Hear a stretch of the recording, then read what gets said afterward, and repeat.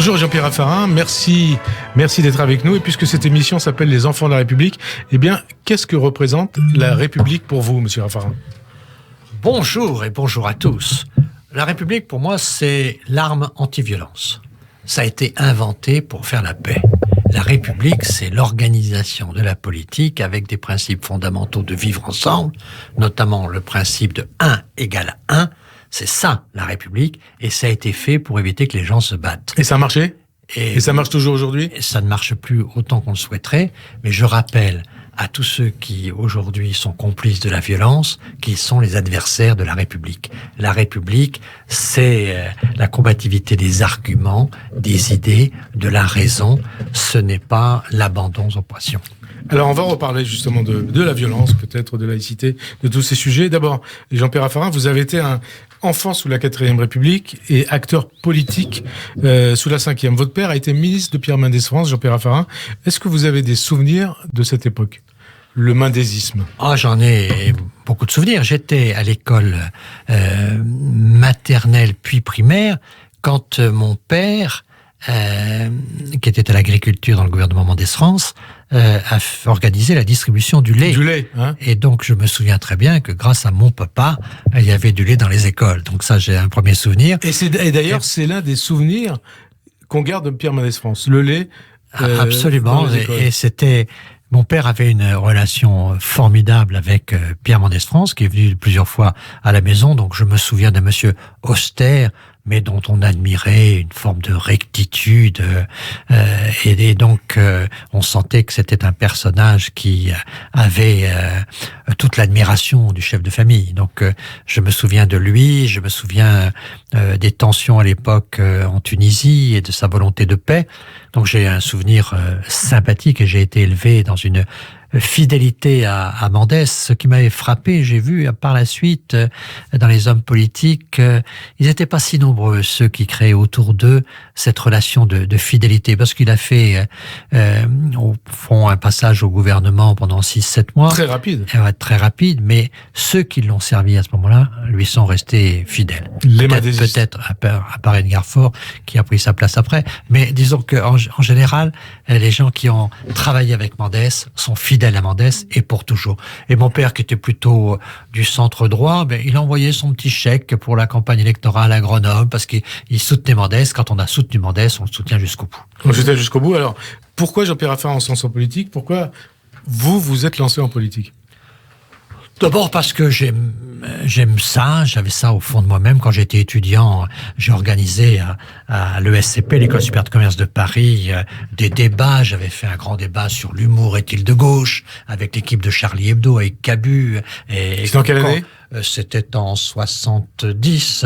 J'avais fait, donc là, il y avait Escarpit, il y avait le professeur, il y avait le professeur Choron, il y avait Cavana, il y avait beaucoup de gens qui étaient venus à ce débat. Et c'est là où vous jouiez aussi la guitare, hein ? Bon, ça c'était un peu avant quand même. Mais là, j'ai commencé à être sérieux. Donc je faisais des débats, j'avais fait un débat Giscard-Galbraith, j'avais justement fait un débat Bar Mendès France. Donc j'organisais des débats, donc j'aimais déjà les débats, j'aimais l'art oratoire, j'aimais les profs qui parlaient bien, j'aimais le contact avec l'opinion publique.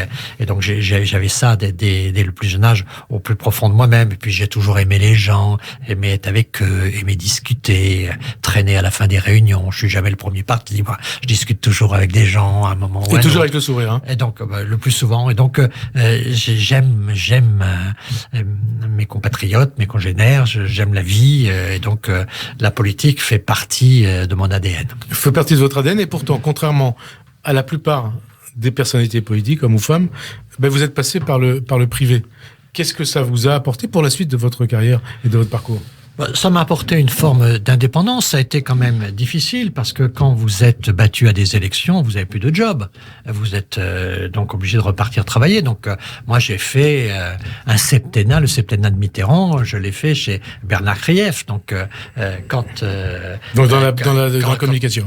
Voilà, quand on perdait une élection, à la fin à la maison, on disait papa va chercher du travail. Donc c'est vrai que c'est une forme d'indépendance, mais qui n'a pas la sécurité que peuvent avoir les fonctionnaires qui retrouvent leur job après l'élection. Donc ça a été une vie politique alternative dans les bons moments, et puis dans les mauvais moments c'était plus dur. Mais enfin, ça permettait l'ouverture, puis ça permettait surtout d'être indépendant des uns et des autres et de faire ce que j'avais envie de faire. Alors la politique, vous l'avez commencé chez Giscard, dans le giscardisme. Comment on évolue du madésisme, même si votre père et si vous-même étiez du centre droit, vers le giscardisme et vers Giscard?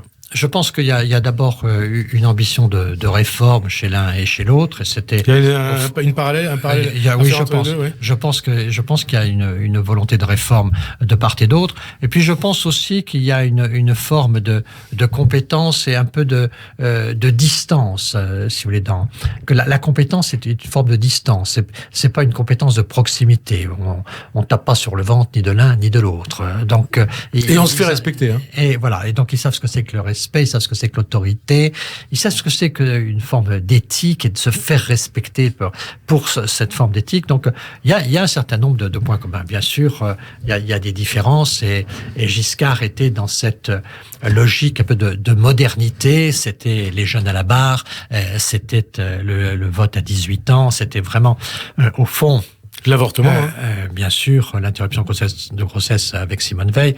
Disons qu'avec Giscard, ça a été une ambition de libérer un peu la France de certaines pesanteurs. Pesanteurs du gaullisme? Je pense que le gaullisme, sur la fin, notamment avec la maladie du président Pompidou, commençait à s'user. Et il y avait un peu de fatigue dans la société et un besoin de changement. Et Giscard a incarné ce besoin de changement, qui est au fond, je crois vraiment, le thème du giscardisme, c'est la modernité. C'est-à-dire qu'il a voulu faire en sorte que la France vive dans son temps. Et donc, il a vraiment rajeuni les structures. Il a fait en sorte que les jeunes participent au débat politique, il a innové sur beaucoup de sujets. Je pense notamment à l'entreprise, où il a fait cette réforme de l'entreprise qui à l'époque était un sujet très important. Il a engagé beaucoup de choses avec le Parlement européen, première élection suffrage universel, avec le système monétaire. Enfin, Giscard, c'est la modernité. Et d'ailleurs, on n'a pas vraiment fait le bilan de son septennat, mais il reste beaucoup de choses. Quelque part, il a même peut-être révolutionné la vie politique française.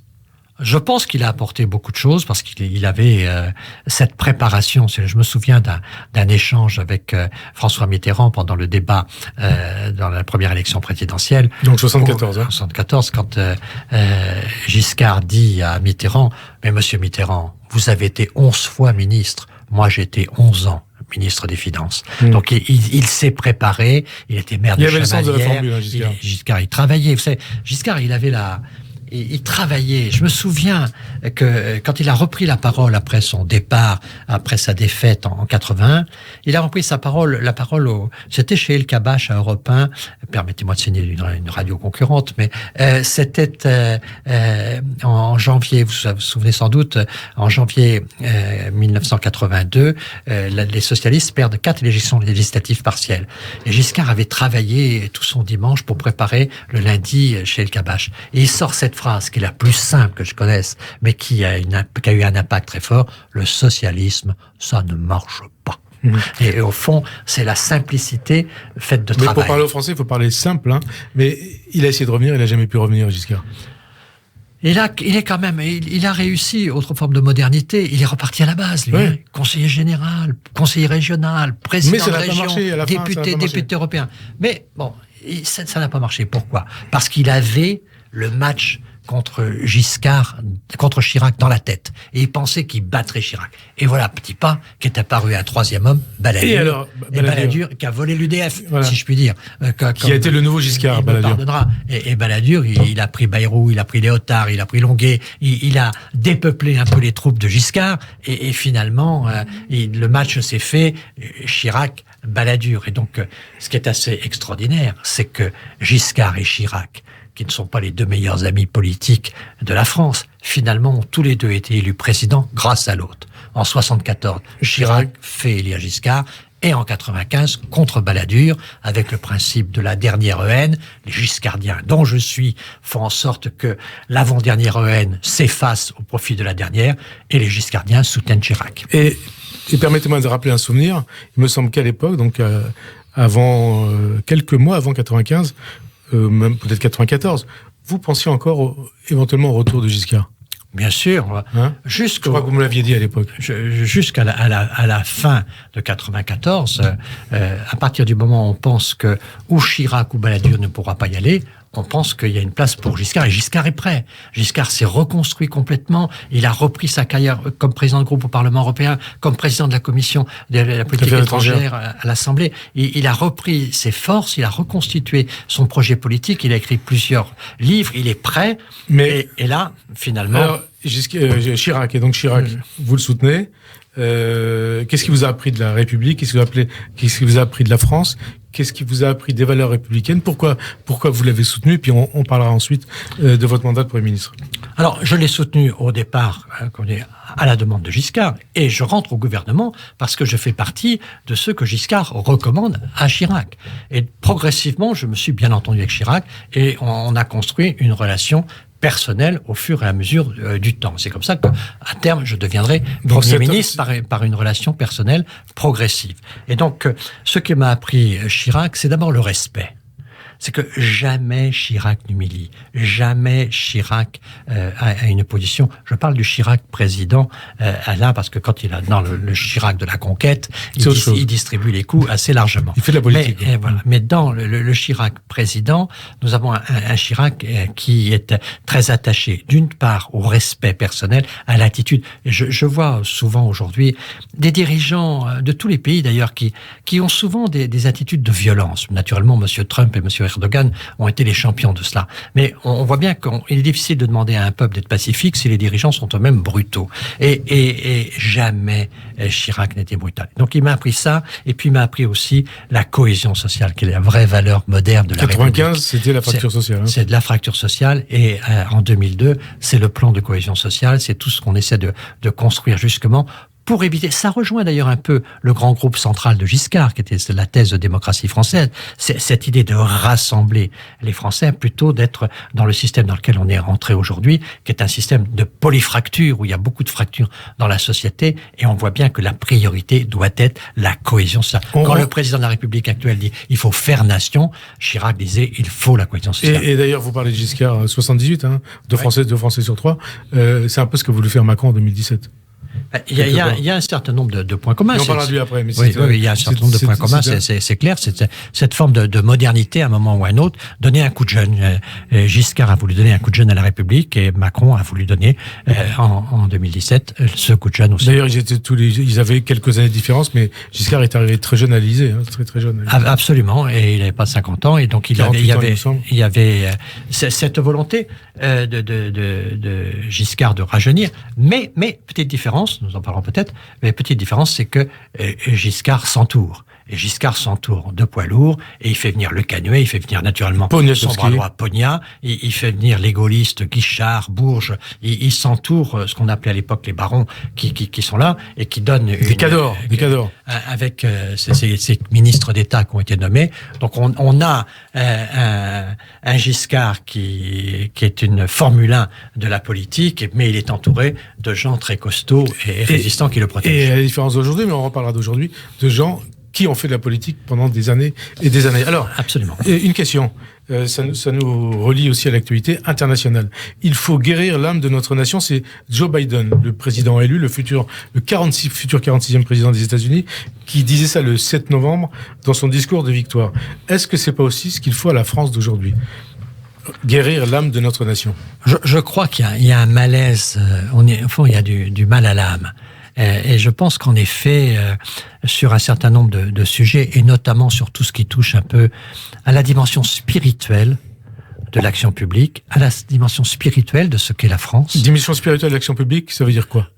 Vous parlez de laïcité, vous parez de quoi ? Du rapport aux religieux ? Je veux dire le rapport aux religieux, mais le rapport simplement à une pensée supérieure, la volonté de dépasser les contingences pour avoir des perspectives, des lignes directrices, des lignes morales qui sont le guide de l'action. Et au fond, je pense que c'est clair qu'aujourd'hui, il manque à notre pays ce supplément d'âme. Quand De Gaulle disait que la France est une personne, que la France a une âme, il faut essayer de rechercher cela. Ça veut dire quoi, la France a une âme ? Ça veut dire qu'il y a dans notre pays des valeurs supérieures qui sont supérieure à toutes les frontières, que ce soit les frontières d'égoïsme, les frontières internationales, toute forme de frontières et de fractures que la société construit. Et ces valeurs supérieures, parmi elles, il y a la laïcité ? Parmi elles, il y a la laïcité, évidemment. Parmi elles, il y a la République.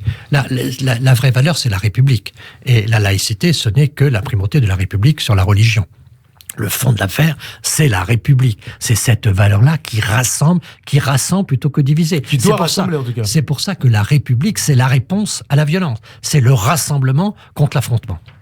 Alors, rassemblement contre l'affrontement, on le voit ces derniers mois, ces dernières années, le terrorisme, la menace terroriste. On a décapité quand même un professeur à Conflans-Sainte-Honorine, le professeur Samuel Paty.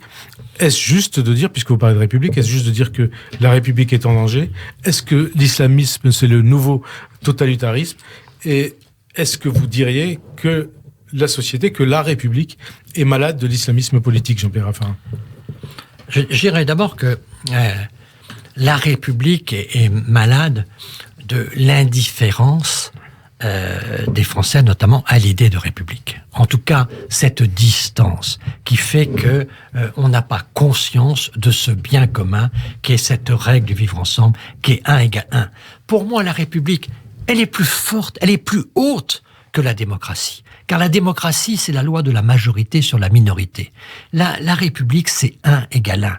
Tu es tout seul de ton avis, mais tu es citoyen. Tu as les droits du citoyen. Tu existes. Et tu existes, et tu es singulier. Et c'est ça la force de la République. Et je pense que on a une foi en la République à raviver, à rallumer. Et ça, je pense que aujourd'hui, la première difficulté de la République, c'est pour ça qu'elle est malade, c'est que la foi est très affaiblie dans cette idée républicaine capable de former le vivre ensemble. Alors, naturellement, l'islamisme radical, tout ce qui est aujourd'hui la tentation de faire de la religion un projet politique, vient attaquer de la religion, de l'islam, hein. De l'islam, mais disons que la laïcité s'adresse à toutes les religions. Toutes les religions. Et c'est vrai de toutes les religions. La religion n'a pas à être un projet politique. N'a pas imposé ses choix à la République. Et c'est la République qui impose ses choix. Et donc, c'est pas toujours facile. Moi, je suis catholique engagé. C'est pas toujours simple, tout ça. Mais c'est un principe qui est le principe au fond de notre vivre ensemble. Il faut que chacun donne un peu quelque chose. Les catholiques, en leur temps, ont donné un peu quelque chose. La République, il faut savoir qu'elle nous donne, mais il faut qu'on lui donne aussi. On lui donne en respectant, et puis on lui donne en construisant le consensus. Et donc, je pense que dans le consensus républicain, il y a l'idée que c'est la loi de la République qui s'impose à toute loi religieuse. Et alors comment en est-on arrivé là aujourd'hui ? Donc la mise en cause de la République tout court, hein, bien sûr de la laïcité, et puis ce terrorisme que vous avez d'ailleurs connu même quand vous étiez Premier ministre, on a décapité un professeur. Alors ça, je pense que c'est un événement historique d'une tragédie immense, et qu'il doit y avoir un avant et un après. Je pense que il est très important que tout le monde prenne conscience que c'est la République à laquelle on s'est attaqué. Et d'ailleurs, j'ai oublié de vous citer aussi cet attentat contre cette église à Nice aussi. Absolument, mais toutes les formes, le prêtre en Normandie, toutes ces formes qui ont été odieuses d'atteinte à ce qu'est notre vivre ensemble et ce qu'est notre valeur supérieure, la République. On s'attaque vraiment d'une certaine manière à ce qu'il y a de plus grand dans la conscience du citoyen républicain. Qu'est-ce qu'il y a de plus grand ? Ce sont les principes. Et là, naturellement, on a touché atteinte aux professeurs et aux professeurs dans l'exercice de la pédagogie de la liberté. Et d'ailleurs, ce qu'on a eu tendance à oublier après la décapitation du professeur Paty il y a quelques semaines, c'est que dès 2012, à Toulouse, on a aussi assassiné un professeur et des enfants d'une école. Lui était professeur et ils étaient tous juifs. On les a assassinés parce qu'ils étaient juifs. Absolument. Dans une école. Non, oui, absolument. C'était vraiment un concentré de tout ce que peut représenter la République. Et c'est pour ça que nous sommes dans une situation aujourd'hui où il faut bien comprendre que Samuel Paty, pour nous, c'est un résistant qui vient de mourir. Et ce résistant, il est comme au tableau d'honneur de la République, il est au sommet avec les plus grands résistants de la Seconde Guerre mondiale, par exemple. Je pense qu'il est de cet ordre-là. Et donc, il faut qu'on le place au bon endroit dans notre souffrance collective. Et cette souffrance collective, il faut bien qu'on mesure qu'on ne doit pas l'oublier, et ça doit faire partie de notre pédagogie de la République. De l'histoire peut-être de la République quelque part. Voilà, de l'histoire, mais de ce vécu de la République. Si on a des opinions différentes, si on peut être ensemble, si on peut se débattre et tout ça, et si on se respecte, nous le devons à la République. Sans la République, c'est la jungle qui nous menace. Et déjà avec la République, on a des pressions de la jungle financière, la jungle du plus fort. On a tout ça. Et donc, même avec la République, c'est pas facile. Alors, sans la République, c'est la personnalité humaine qui explose. De ce point de vue-là, Samuel Paty est un moment fort du sursaut de notre conscience républicaine. Alors depuis, vous savez, on a entendu un certain nombre de choses. Ségolène Royal, que vous avez bien connu, qui a quelque part a considéré qu'il était peut-être pas bon de rediffuser les caricatures de Mahomet. Jean-Luc Mélenchon, je le cite, il dit qu'il y a dans ce pays, fabriqué et alimenté par tout un courant d'idées, une haine des musulmans déguisés en laïcité. Mais qu'est-ce que ça vous inspire tout ça ? D'abord Ségolène Royal peut-être, et puis Mélenchon, et puis est-ce que l'islamo-gauchisme, ça vous parle ? Je pense qu'il y a aujourd'hui un certain nombre de gens qui font de la politique avec la religion. Ça veut dire ? Ça veut dire qu'il y a une manipulation. Oui. Il y a une manipulation politique pour utiliser le fait religieux comme un fait politique. Et donc, certains parlent aux musulmans pour essayer de gagner leur voix. On voit qu'il y a dans la société aujourd'hui un certain nombre de gens qui ne pensent pas à l'essentiel. L'essentiel, c'est quoi ? C'est que Charlie Hebdo, en faisant ce qu'il a fait, en montrant les caricatures, a fait un acte qui a été l'objet donc d'une tragédie et qui impose à tout républicain de soutenir la liberté de ceux qui sont morts parce qu'ils pensaient la liberté. Il ne s'agit pas de dire « est-ce que Charlie Hebdo, mon modèle ?» Il ne s'agit pas de ça. Il s'agit de ne pas accepter qu'on puisse mourir pour expression d'une idée quelle qu'elle soit. C'est quelque part aussi ça la résistance, hein ? Mais bien sûr, mais je vois bien aujourd'hui qu'on peut dire très franchement, Charlie Hebdo, ça n'a pas été mon quotidien. Votre tasse de thé, hein. Et donc, je ne ferai pas de Charlie Hebdo le modèle pédagogique unique de la liberté d'expression. Mais c'est un symbole. Mais jamais je me désolidariserai de ceux qui sont morts pour l'expression d'une idée, même si l'idée, je peux la contester. Et ce n'est pas au nom de ma différence d'idées que je vais légitimer quelques attitudes aussi tragiques que ça. Donc, il est inacceptable qu'on cherche dans ce sujet la logique de l'excuse. Ségolène Royal, hein, c'est ça. C'est exactement, c'est inacceptable. Et puis d'autre part, ce qui est très important, c'est de refaire vivre l'idée que la liberté d'expression, ça fait partie de nos valeurs républicaines, que cette liberté d'expression, Charlie Hebdo en est un exemple, et qu'il y a d'autres exemples. Mais en aucun cas, on se désolidarise de Charlie Hebdo. C'est ça quelque part le vivre ensemble, hein. Bien sûr, c'est ça le vivre ensemble. Ça veut dire que tu es libre de choisir ta liberté, mais de toute façon, je défendrai ta liberté, même si ce n'est pas toujours ma tasse. Et d'ailleurs, une question d'actualité, cette loi sur la sécurité globale, avec l'article 24 qui est censé défendre les policiers, vous êtes pour ou contre ? Vous trouvez qu'on est allé trop loin ? Je ne suis pas parlementaire. Ouais. Je pense que c'est constitutionnel ou pas ? Je pense qu'il ne faut pas fragiliser. Il faut arrêter de fragiliser ceux qu'on envoie au combat. Quand on envoie des gens aujourd'hui au combat parce que on a des actes de violence et qu'il faut répondre à cette violence, il faut arrêter de les fragiliser. Donc Darmanin a raison. Donc je suis globalement d'accord avec Darmanin. Globalement d'accord avec Darmanin. Alors il y a un phénomène que vous ne connaissiez pas quand vous étiez Premier ministre, c'est le phénomène des réseaux sociaux. À l'époque, ça n'existait pas. 2002, les réseaux sociaux, on ne savait pas ce que c'était. Il y avait la presse, il n'y avait pas les réseaux sociaux. C'est dangereux, la présence constante des réseaux sociaux, qui quelque part renvoient aussi, font naître aussi les thèses complotistes, la profusion des thèses complotistes. On l'a vu avec ce documentaire Hold Up sur la pandémie. Moi, ce que je n'aime pas dans les réseaux sociaux, c'est l'anonymat et les pseudos. Parce que c'est pas tout à fait de la liberté d'expression quand on se cache. La liberté d'expression, c'est de ne pas se saquer. cacher. Quand vous voyez les journalistes de Charlie Hebdo, ils ont assumé tristement et tragiquement leur liberté. Le pseudo qui va proposer des insultes ou celui qui possède de l'anonymat et conduit à la mort. Je pense que c'est vraiment quelque chose de coupable. Donc, dans une société de responsabilité, non à l'anonymat sur les réseaux sociaux. Alors, on parlait de Jacques Chirac tout à l'heure. Gouverner, ça passe par la parole aussi, par le verbe, par des discours. Vous en êtes un témoin. L'un de ceux qui a marqué le mandat de Jacques Chirac, c'était celui du Veldiv. 95. Un discours en rupture non seulement avec ses prédécesseurs, mais aussi avec la doxa gaulliste Jean-Pierre Raffarin, et même d'ailleurs gaulliste, même Giscard n'avait pas prononcé ce discours, non plus François Mitterrand. Comment vous avez vécu le cheminement de ce discours de 95 ? Vous étiez alors ministre. Oui, j'étais, il y avait beaucoup de discussions avec le président Chirac sur tous ces sujets-là. Au fond, Jacques Chirac, justement, n'accepte pas et n'a pas accepté que on ne puisse pas assumer les responsabilités de la France dans certaines périodes de l'histoire. Et donc, il a voulu montrer que pour pouvoir regarder en face notre réalité et combattre ce qu'est le devenir de la France, il faut être lucide et responsable sur le passé.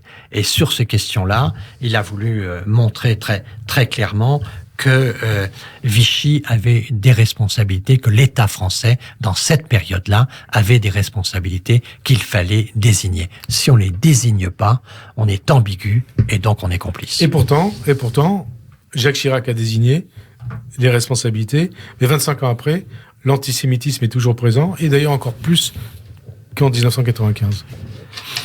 Je pense que l'antisémitisme a sans doute dans notre pays, il y a des experts qui ont fait beaucoup d'études sur ces sujets, l'antisémitisme a évolué.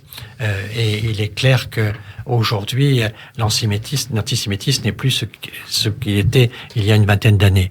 Donc, je pense que c'est vraiment Vous voulez dire que l'antisémitisme traditionnel de l'extrême droite existe toujours, mais il est aussi, entre guillemets, concurrencé par l'antisémitisme islamiste.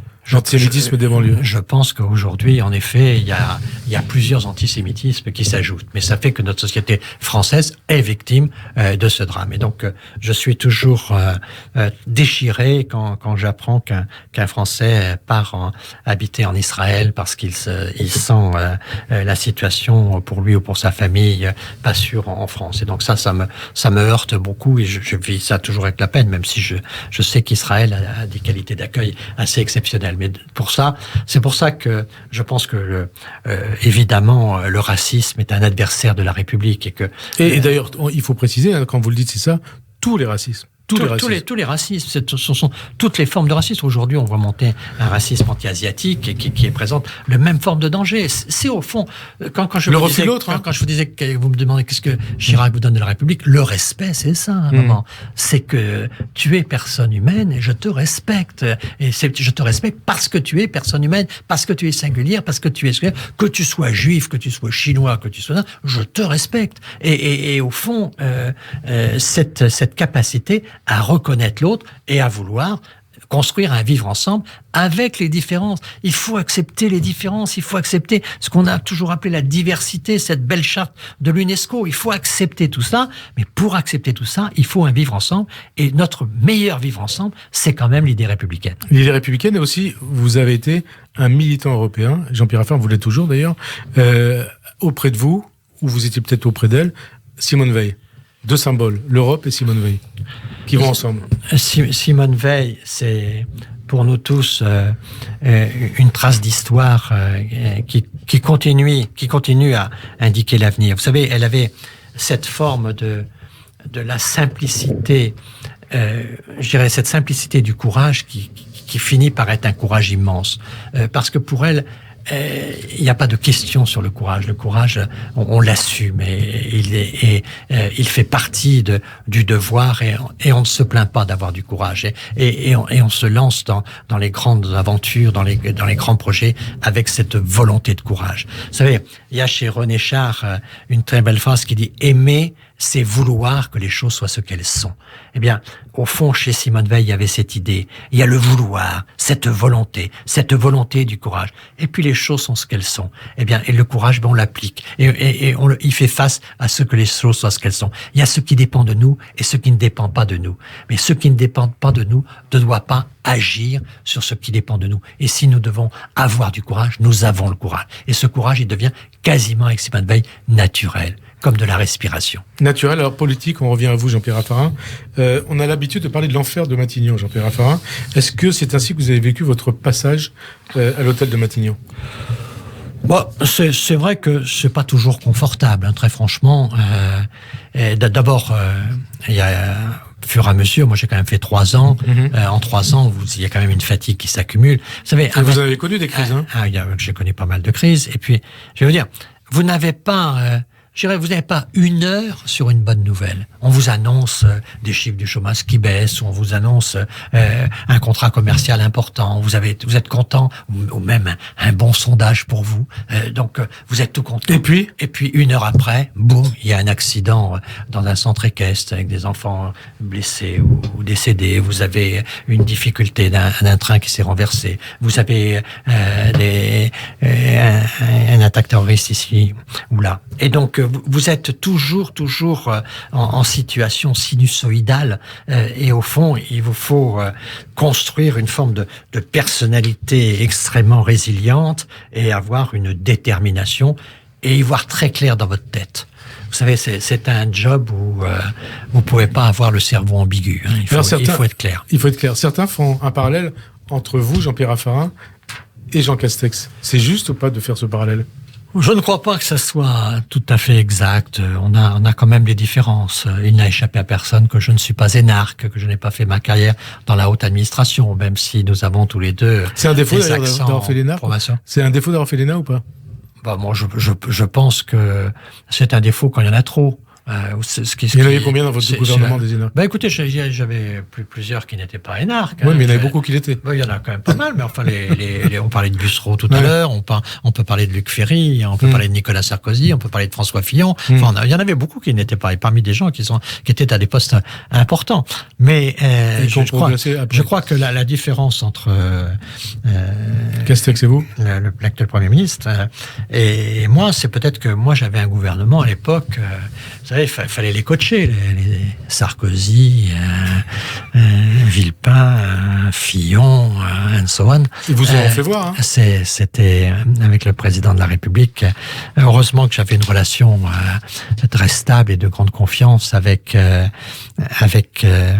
Jacques Chirac, qui était un président très... Pourquoi vous avez senti que derrière votre dos, ils essayaient de vous faire des entourloupes ?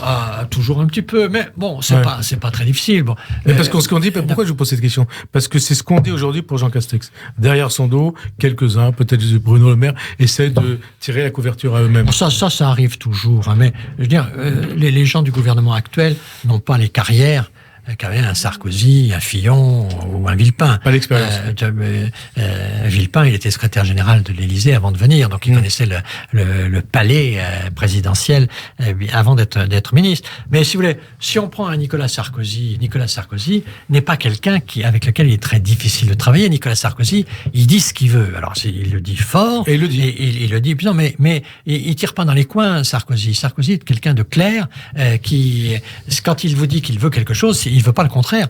J'en connais d'autres que je ne citerai pas, qui vous disent ouais, mon combat c'est le bleu, et qui en fait attendent le rouge. C'est qui ça ? Je ne sais pas, vous devinerez. Bruno Le Maire, par exemple. Mais il y en a qui sont vraiment, qui disent le contraire de ce qu'ils pensent. Ouais. Donc il faut détecter tout ça.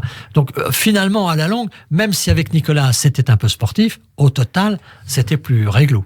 Nicolas, Emmanuel Macron, il a rendu hommage jeudi, au nom de la nation, au grand résistant Daniel Cordier, ce compagnon de la Libération, qui fut le secrétaire de Jean Moulin.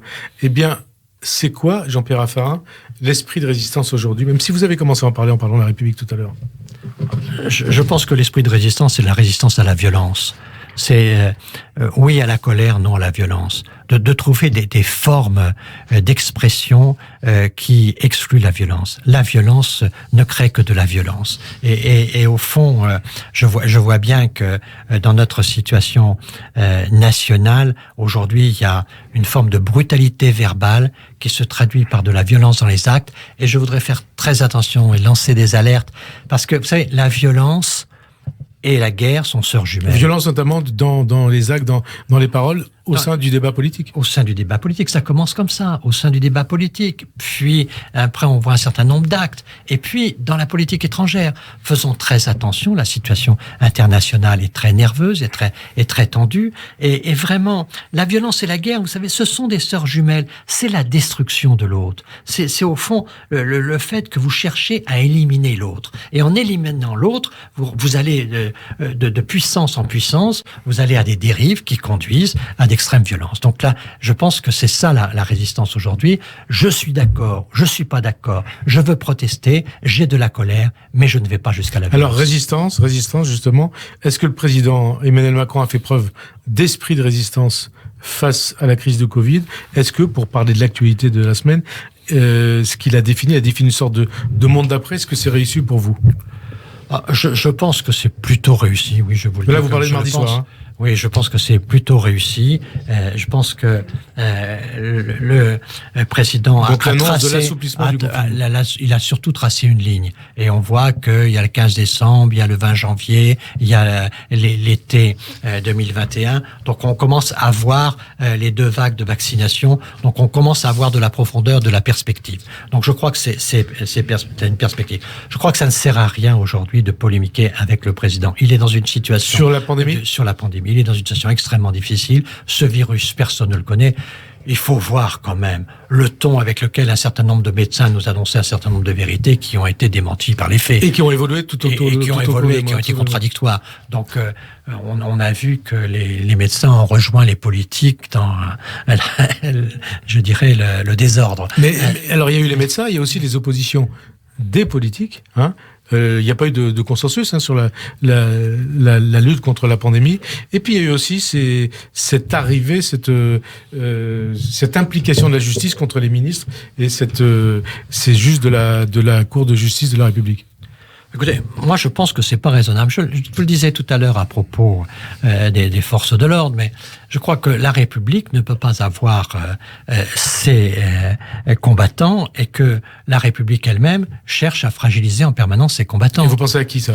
Je pense que quand on envoie Véran au feu de la deuxième vague, on lui fait pas une perquisition pour la première vague. Mmh. Une perquisition dans une famille, c'est quelque chose. Quand vous êtes aujourd'hui soumis à une perquisition, c'est un problème. Alors que lui doit se battre. On le voit épuisé. Il va dans les hôpitaux. Il fait des réunions avec le Parlement. Il discute avec les élus locaux. Il est dans une situation très difficile. Et en plus, on le menace pendant qu'il agit. Moi, je crois que vraiment, on nomme des gens. Après, on peut faire le bilan. Je suis tout à fait d'accord pour qu'on puisse juger les gens, qu'on puisse dire ce qu'ils font. Mais on n'envoie pas des gens au feu. Et pendant qu'ils sont sur la grande échelle, on retire l'échelle. Ce ne sont pas les mêmes qui ont envoyé au feu et qui ont oui, mais enfin, la République, là, il faut qu'elle fasse partie de cohérence. Une et indivisible. Une et indivisible. Et donc, elle doit assumer. Et je crois qu'il y a un moment ou un autre où la République doit protéger ses soldats. Vous dites les juges, ça suffit?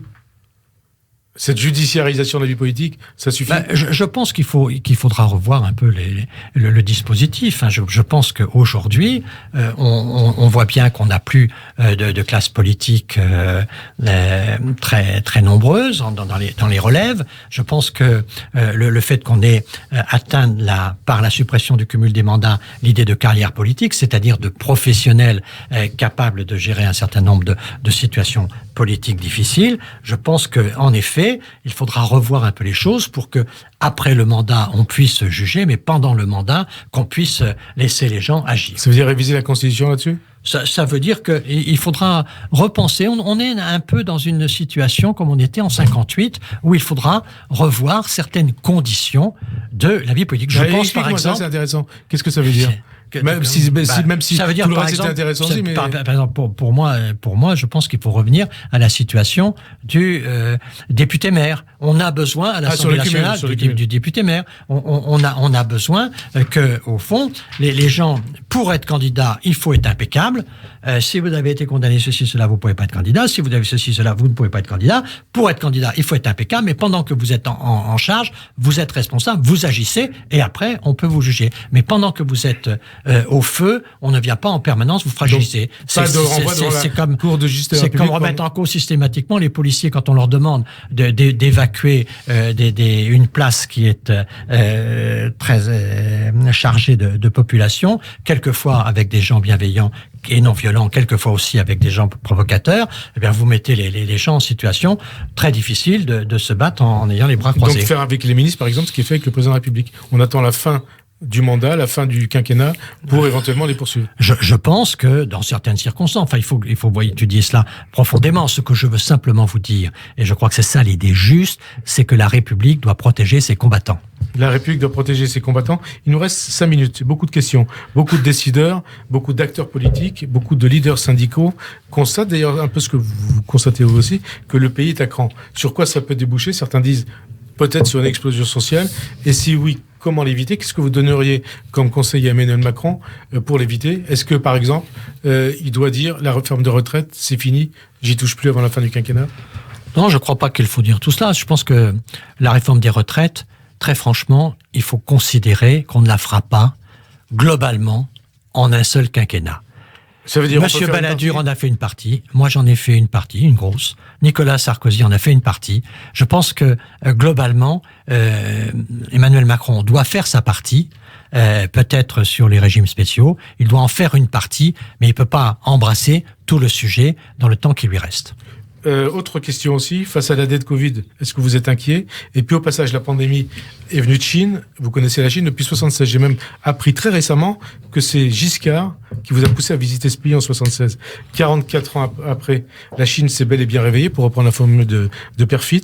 Est-ce que la Chine doit contribuer à rembourser la dette Covid des pays touchés par l'épidémie qui vient de Chine? Très rapidement. Et la première question, c'était quoi, vous devez dire? La dette Covid, est-ce que vous êtes inquiet de cette dette? Bien sûr que sur la dette, je suis inquiet. Comme tout le monde, j'espère qu'on va trouver les solutions de long terme sur lesquelles travaille la Banque Centrale Européenne. Mais donc, il est clair que je suis très inquiet quand je vois la situation de notre pays et surtout ce que ça va devenir. Si je prends un exemple rapide sur l'économie touristique, je vois ce qui va se passer dans les stations de sport d'hiver. Et l'industrie hôtelière, ainsi de suite. Je vois vraiment ce qui se passe. Donc ça veut dire des chômeurs. Et donc il faut bien que derrière cette crise sanitaire, on a une crise économique, on a une crise sociale très importante. Je pense ce qui est très important, c'est de revenir à la cohésion sociale. Donc attention à la montée de la pauvreté, attention aux ruptures sociales dans notre pays. Et donc pour lutter contre les conflits, pour lutter contre la violence, c'est la cohésion sociale qui doit être la carte maîtresse. En 30 secondes, la Chine, est-ce qu'elle doit Ça fait pas partie des relations internationales d'aujourd'hui de pouvoir obtenir une décision de cette nature. La Chine a été la première nation victime de cette pandémie, donc laissons le multilatéralisme fonctionner. Alors, tel qu'il fonctionne. Il nous reste 2 minutes, 2-3 questions. Vous êtes issu de la droite. Est-ce que le LR peut encore faire espérer, rêver? Est-ce que vous considérez que la droite peut faire donner envie aux Français en 2022? Et après, en conclusion, on parlera de l'avenir d'Emmanuel Macron. Il nous reste très peu de temps. La droite, bien sûr que c'est un consensus politique à l'intérieur de la droite qui est important à raviver. On l'avait fait avec l'UMP et aujourd'hui, on voit qu'il y a plusieurs droites. Donc, il faut essayer de rassembler la droite.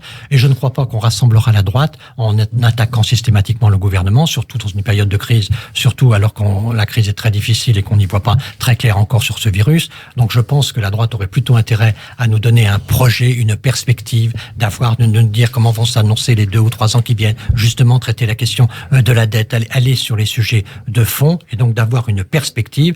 La droite, si elle veut rassembler, il faut qu'elle trace une perspective et ce n'est pas en étant polémique qu'elle pourra avoir les résultats qu'elle souhaite. Alors on sort dans votre réponse que vous êtes quelque part, vous n'êtes pas indifférent au macronisme, à Emmanuel Macron. Sur quoi Jean-Pierre Raffarin va se jouer 2022?